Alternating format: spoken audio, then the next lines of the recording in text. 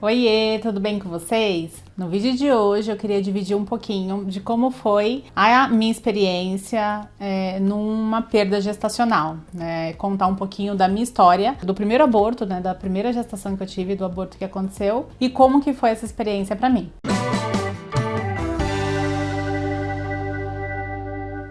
Depois de 9 anos, já são 9 anos que eu perdi o meu bebê, o meu primeiro filho, e foi um aborto, uma perda gestacional quando eu estava com 11 meses, bem no início da gestação, né? Foi em 2012. Foi uma gestação muito comemorada. Eu descobri quando eu estava com 5 semanas e eu tinha perdido meu pai há 1 ano, e aquilo para mim trouxe um preenchimento e que tava um vazio muito grande por conta dessa perda. O falecimento do meu pai foi uma coisa de repentina, né, que aconteceu em 1 semana, né? Ele faleceu por leucemia, e um diagnóstico rápido e uma perda rápida com 49 anos, e que abriu um buracão gigante, assim, onde eu caí durante 1 ano, e que eu, com a notícia da gestação, eu parece que renasci. E aí, com a alegria da notícia, eu trabalhava na época num hospital grande de São Paulo. Eu contei para o máximo de pessoas que eu conhecia, né? Então, contei para minha família inteira, contei no hospital para todos os enfermeiros, médicos, pacientes, quem eu podia contar. Que eu tava grávida, que eu ia ter um bebê e que era uma notícia de vida depois de 1 ano anterior com notícia de morte. Foi, assim, uma notícia muito espalhada. Aí, depois de 2 semanas que eu já tava me acostumando muito com essa notícia, já tinha ganhado um primeiro sapatinho, tirei foto,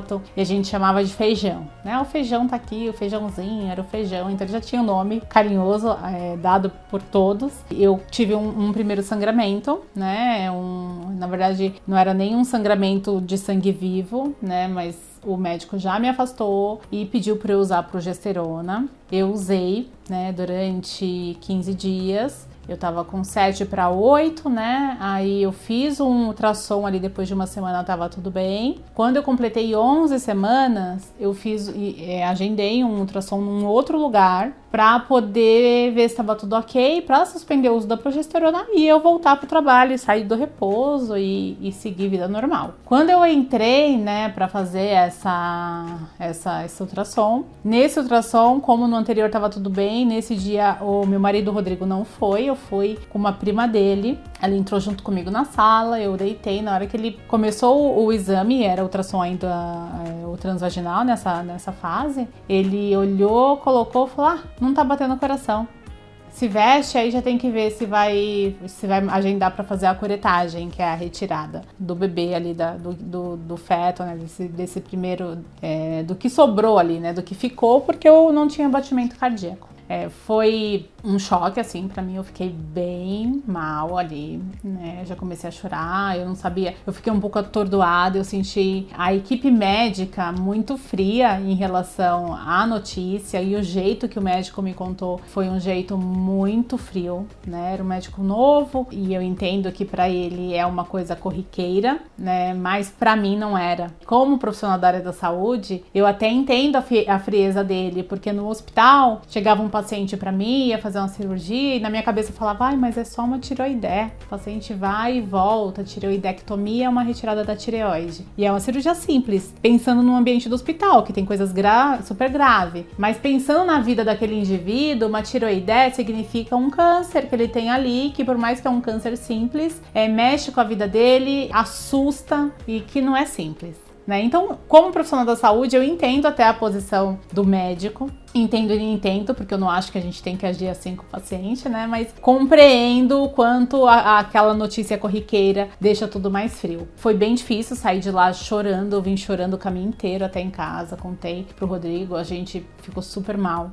E eu acho que o que deixou mais difícil para mim nessa fase, lógico que a perda, né, e toda a expectativa criada, foram 2 coisas. Uma é que eu contei para todo mundo que eu podia a notícia. Então, abranger esse tanto de gente com a notícia que eu tinha perdido era quase impossível, porque era um assunto que eu não conseguia tocar. Eu tinha acabado de perder meu pai, era uma segunda perda grande e eu tava muito triste. Então eu acabava não contando. As pessoas me perguntavam: como tá o bebê? Ah, tô sem bebê. Então eu repeti isso pra muita gente muitas vezes. Então isso pra mim era muito complicado. né? Então, contar para várias pessoas é uma coisa que doeu muito. E uma segunda coisa que eu acho que foi mais complicado ali para mim foi conviver com outras crianças. Eu não conseguia ver gestante, eu não conseguia ver foto de gestante, eu não conseguia ver nascimento de criança. Eu tinha os meus sobrinhos pequenos, tinha outros bebês na família, de amigos, e para mim era muito difícil ver aquilo, porque ser mãe era algo muito importante para mim, que desde que eu nasci eu quis ser mãe, eu quis ser mãe antes de ser qualquer outra coisa, assim. E me dava uma sensação de que eu sou incapaz, né, de que eu não consigo, de que aquilo não era pra mim, toda vez que eu vi uma criança. E um motivo extra que eu acho que também dificultou é porque, como profissional da saúde, como cientista, eu já estava fazendo meu doutorado na época, é super normal a perda gestacional. O que é a perda gestacional? Juntou, né, espermatozoide de óvulo e a junção não foi perfeita. O que a natureza faz? Expele. Aquilo que não está perfeito, ela expele. Então, cientificamente falando, é muito racional, é muito simples. Então, como nutricionista, cientista, doutora, colegas da área vinham me explicar o racional, que eu já sabia, mas que quando a gente está dentro da situação, o emocional é que conta muito mais. Então, eu senti essas pessoas minimizando a minha dor, ou não entendendo o tamanho do que eu estava passando ali, do sentimento. E eu acho que a perda gestacional, ela acontece dessa forma para muitas pessoas. A dor é minimizada, é colocada como se aquilo não fosse uma criança ainda, ou que aquilo é um feto, aquilo não é um bebê, aquilo é simples, e na prática, não é nada disso. Né? Então, se eu pudesse fazer diferente, né, naquela época, e eu fiz diferente na minha segunda gestação e depois na gestação do Murilo,